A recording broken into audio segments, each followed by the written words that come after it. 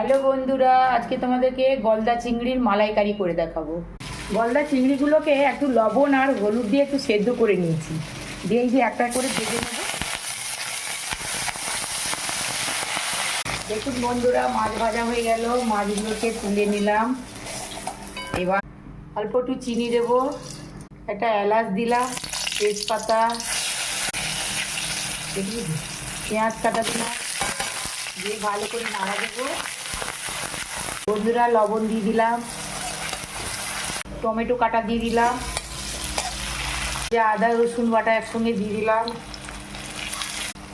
জিরে ধনে লঙ্কা একসঙ্গে দিয়ে দিলাম, এটা মশলা ধোয়ার জলটা দিয়ে দিলাম, এই যে কাজু পোস্ত দিলাম, আর এই নারকেল দুধ দিয়ে অল্প অল্প দুধ দিয়ে কষাবো। দেখুন বন্ধুরা, তেল ছেড়ে গেছে মশলা থেকে, কি সুন্দর কালার এসছে। এই যে